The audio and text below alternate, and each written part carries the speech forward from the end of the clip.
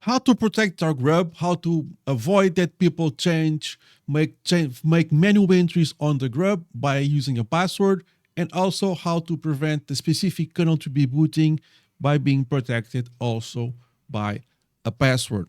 So I have here a Red Hat system. This procedure should work in most, if not all, Linuxes. So these are not a couple of procedures that will work just in Red Hat, but I mean, I had a handy Red Hat system, so here we go. So I will not bother you with rebooting to show you that I can freely edit the GRUB entries and I can freely boot any kernel entry without any protection, just to save some time on this video so it doesn't get too long. So I can edit and boot without any restrictions. So in order to protect things, these are two levels of protection. First, you need to set a GRUB password. You need to set a GRUB password, okay? Then that GRUB password by its own is going to protect the editing of the GRUB entries. Now, if you want to protect make sure that to boot a specific kernel, you need a password. That's a second level of configuration. I will demonstrate everything for you guys to watch. But even though these are two things to do, which is protect the editing of the GRUB and protecting the booting of a specific kernel, the second cannot exist without the first. So first you need to set the GRUB, the overall GRUB password. Then that will protect the editing. Then the second part to protect a specific kernel. That's the second part, but this second part requires the first one to be in place. So you cannot do the second one; it will not work without doing the first part. If you're watching this in the short form, come check the long form video because this is going to take way too long for the short. For the long form peeps, here we go. So without no further ado, so let's start by, I'm going to check my notes here because I'm very forgetful. So this is the easier, well, none of this is very hard to do, but this is kind of the easy part, which is just do as the root user who can use sudo or just get the su shell like I did. And just do grub2 /set passwd, okay? And this is going to set your GRUB password for editing and booting. So I'm going to specify a password. So avoid forgetting these passwords. It's very annoying to undo this, even though it's still doable. It's very annoying. So this is going to prevent people from editing your GRUB entries. So let me show you this. So I'm going to reboot this system here. And let me see if I can interrupt the GRUB. Sometimes I'm not able to. And yeah, I just missed it, which is fine. So I'll go here and reset again. It's fine.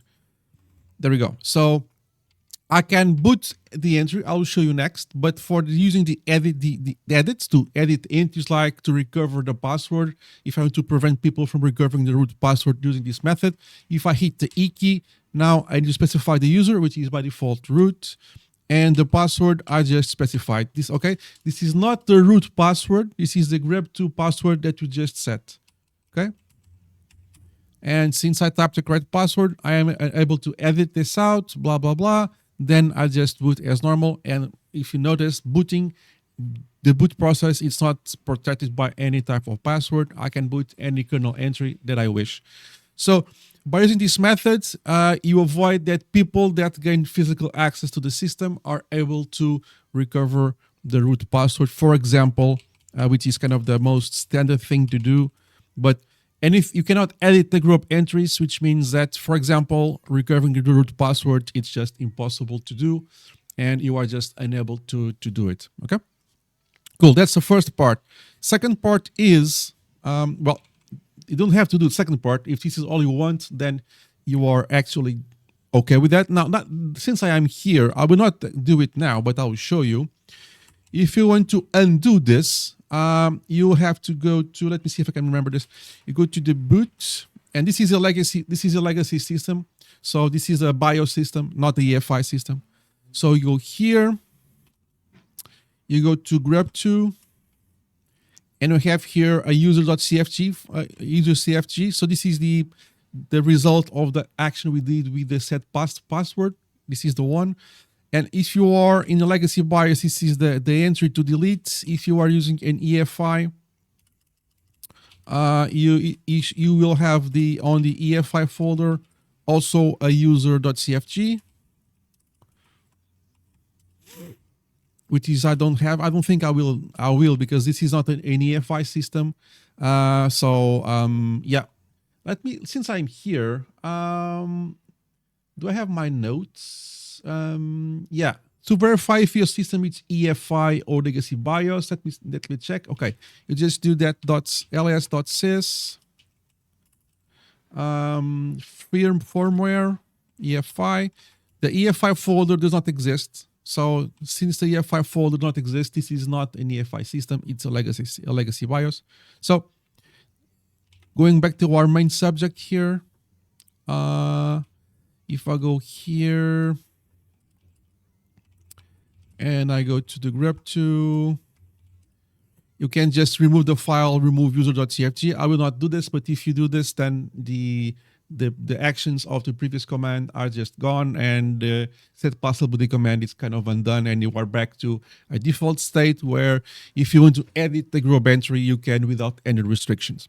Okay, now let's say I want to prevent a specific kernel entry to be booted, or I want to make sure that if you boot that kernel entry on the GRUB menu, you need to provide a root password or this password we just set. So the password is just set to the previous command, the GRUB2 possibility, set possibility. That's going to work for these kind of interactions. So I want to type in the same password but before booting a specific kernel entry. So this is what we're going to do. We're going to go to the boot loader entries. This is going to show you those 3 entries or 3 or more entries that you can see in when you boot. You see the GRUB, you see the entries, and you are entitled to use one of the kernel entries. So I'm going to use this one, for example, the most recent one. So I'm going to VIM into this. I'm going to paste this. It's easier. So now you could edit this variable, but it's a little bit more complicated than I want it to be. This is going to edit this, you need to use another command. I prefer to simplify things a little bit more. So I'm just going to copy this and comment out the variable, and I'm just going to type in the user, which is usually the root, right? So GRUB users root. Okay. Then you have to apply the configuration. So GRUB2 mkconfig -o /boot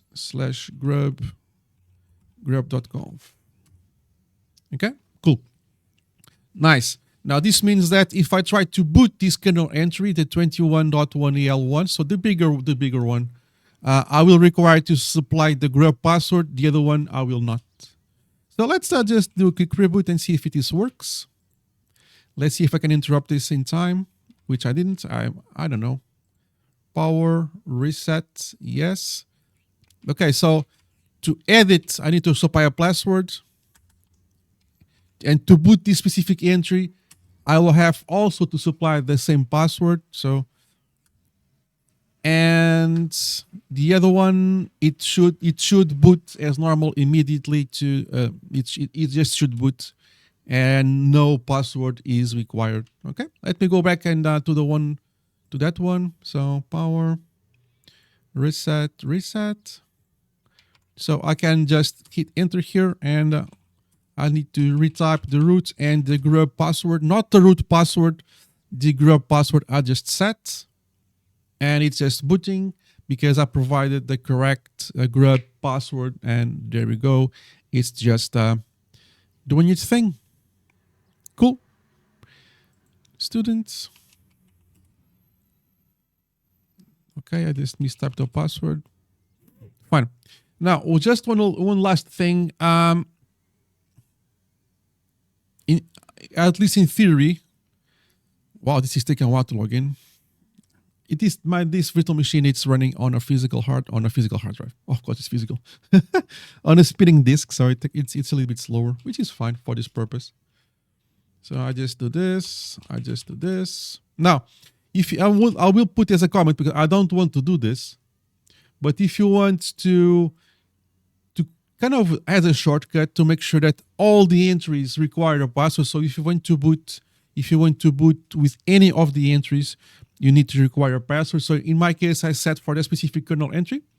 But if you want to do it for all entries, you just need to, I'm trying to copy and paste to this machine, but apparently it's impossible.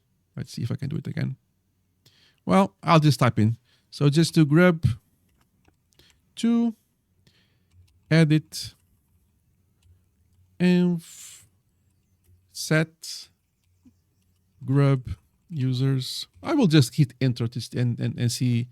It will make no harm to me. Root. Okay.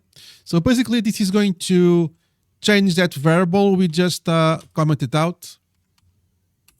Okay. For example, if I go here now, so if I go to boot, grub, no, where was it? I forget. There, this one. So if I check this guy here, the one we just changed, in theory at least, okay, we are back. It did nothing. It didn't change, but basically it edited out this variable that we just skipped. But I don't like to do that for all the kernels. I like to be a little bit more specific for each kernel, because I like to leave at least one kernel that everybody can boot from. Because if you specify a password, the kernel is going to stop the boot process. That's important. I will do it as a finisher. So this command will just set all kernels for the root user to supply the password. But if you have a kernel with the password, this will happen, which is you need to specify username, which means that if this is a default kernel, and you just wait for the machine to boot, to timeout, 5, 4, 3, 2, 1, it will stop asking you for the password. So if you are rebooting this remotely and you have a specific kernel to be booted only through, so if you supply a password, then your remote machine is just waiting for the password. And maybe this is something you need to be aware of. That is, if you are rebooting a remote machine and that remote machine requires a password for that specific kernel entry to boot, and that's a default one, then it was just stay here waiting for the prompt. And this machine that it's on the other side of the world, it's just waiting for the prompt. And if you don't have any way to type in this prompt, then the machine is forever waiting for that. Okay, so this is how you can set the password for editing your grub and booting a specific kernel entry with the password protection. So let me know if you have any questions. I'm more than happy to reply any questions you may have. Like, subscribe, hype, and comment, and I'll see you in the next one. Cheers, guys.